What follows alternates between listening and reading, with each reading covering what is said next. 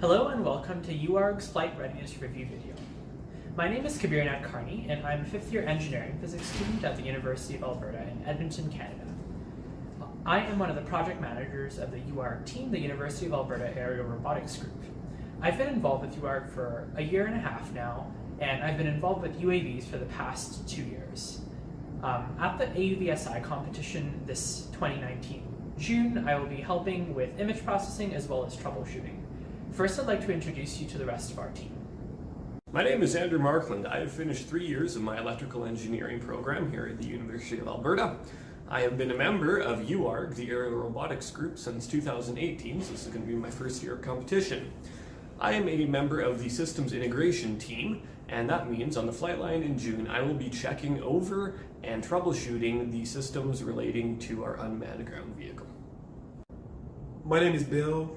I'm in third year chemical engineering. I've spent 2 years on the team, 3 years experience with UAVs.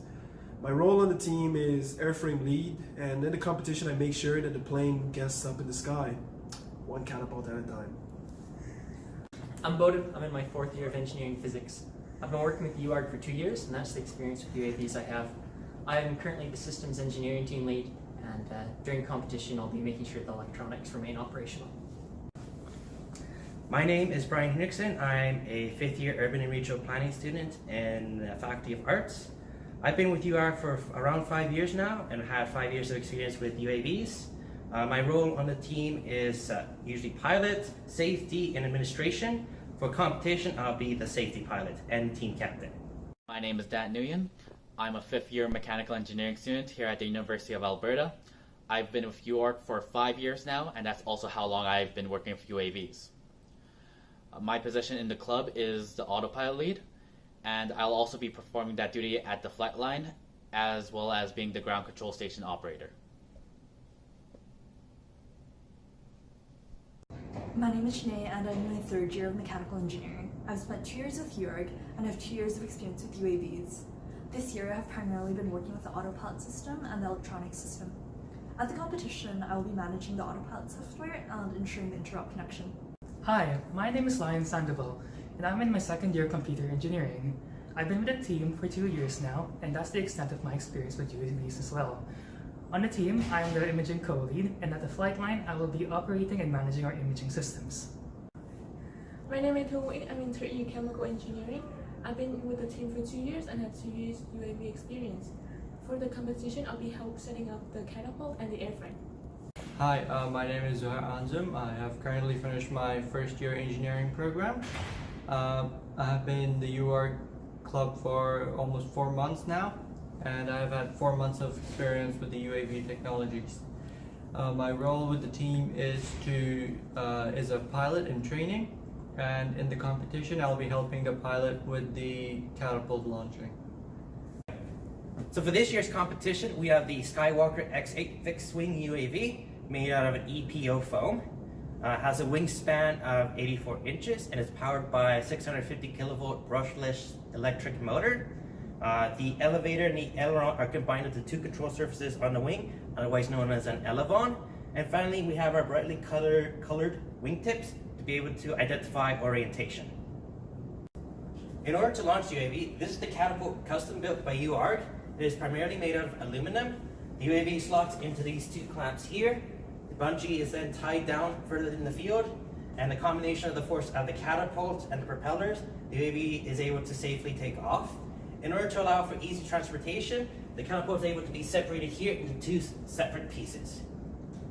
Now moving on to the electronics and software component. First we'll take a look at the autopilot itself. So this here is the autopilot board on the UAV. It is a custom design PCB and houses all our sensors such as our IMU and barometer, and allows connection to external sensors such as GPS and airspeed sensor. It is running Paparazzi and open source software on a STM32F4 microcontroller and communicates to the ground via an XB Pro telemetry radio. On the ground itself, we have a Dell Latitude 3550 laptop, again running Linux Ubuntu LTS and Paparazzi net open source software. And similarly to the onboard autopilot PCB, it communicates to it using XB Pro telemetry radio. Now moving on to the imaging components. On the UAV, we have a Chameleon 3 2.8 megapixel camera. The pictures from the camera are then transferred to a Linux Odroid C2 computer, which is running Waldo, a custom software. Pictures from there are then transmitted to the ground via a MikroTik 5 SHP and Wi-Fi transmitter. On the ground itself, a MikroTik Basebox 5 Wi-Fi router with 2 omnidirectional antennas receives the pictures. The pictures are then sent to the Lenovo ThinkPad, which is running Linux Ubuntu LTS, and the actual software for image processing in Pigeon, which is another custom software. One of the new developments in the imaging team this year is the introduction of a multi-user support for our imaging software, Pigeon. This allows other client computers to connect to our main instance of Pigeon via Ethernet or Wi-Fi, and allows simultaneous processing of images by multiple imaging operators. Alright, so here we have a table that describes our confidence in accomplishing each of the assigned tasks. So we've listed our confidence in each of the tasks on a scale of 1 to 5, with 1 being the least confident and 5 being the most confident. More details on our ranking of these confidences will be seen later in the video. Since the writing of the report, the autopilot board has been damaged. We are currently in the process of manufacturing a new autopilot board. As such, no autonomous flights have been performed with the autopilot board that will be used at the competition. Due to the loss of the autopilot board, waypoint accuracy testing is being done in simulation. In that, we are using 6 waypoints to achieve an accuracy of 43.6 feet. Our current autopilot software allows us to change the waypoints of the UAV mid-flight. We use this for obstacle avoidance. We've used this system multiple years on different airframes. This year we have not had the opportunity to test it on the Skywalker X8. However, we have run tests in simulations. In the simulations, we successfully avoided 10 randomly generated obstacles. UAARG has performed various tests to affirm the efficacy of our UAV's imaging system. From imaging testing, a maximum altitude of 150 feet has been determined at which adequate resolution is achieved. At this altitude, the minimum resolution is approximately 0.7 dpi. Sufficient for determining the color and shape of targets, the lettering identification will require lower flight altitudes as the target lettering is only 1 inch thick. The camera field of view angle is about 84 degrees. This large field of view angle is achievable due to the fisheye effect of the lens used, which will help to capture larger areas at once and shorten the search process. As images captured by the UAV will cover a large area and be taken from a high altitude, UAARG will focus the camera lens at its hyperfocal distance to achieve acceptably high sharpness across all images. Imaging testing often yielded problems with excessive sunlight on sunny days flooding the photo and making object identification difficult. As such conditions are very likely to occur on the mission date, UAARG plans to use a small aperture setting to reduce exposure. This also has the added benefit of supporting hyperfocal distance focusing.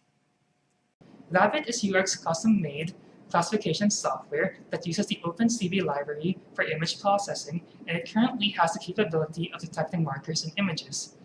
Thus, during the competition, image classification will be done manually by those working at the imaging ground station.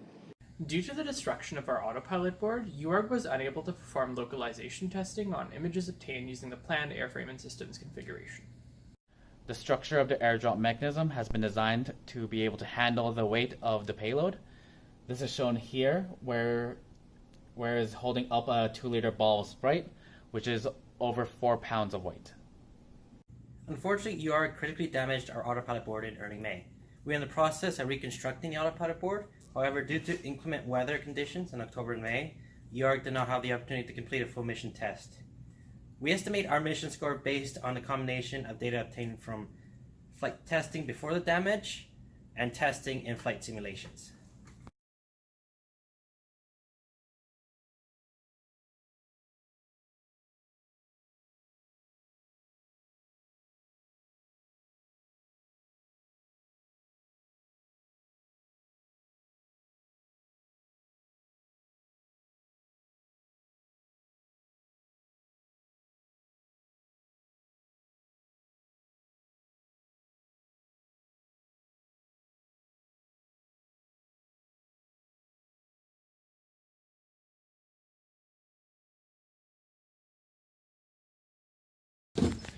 We calculated the score for the timeline using the formulas given in the competition rules corresponding to 1 timeout, 30 minutes of flight time, and 5 minutes of post-processing time.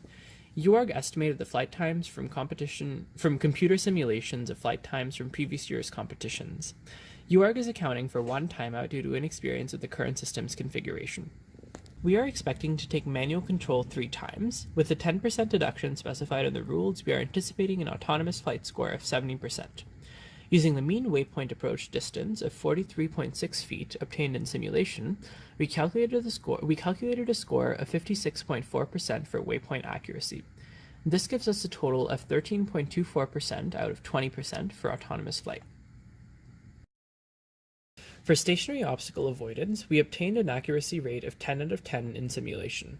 However, in order to account for the quick-paced and high-pressure nature of flying at the competition, as well as for unexpected variables that are unaccounted for in the simulation, we estimate an obstacle avoidance rate of 70%. We are confident about identifying the shape and color of the ground targets, but only moderately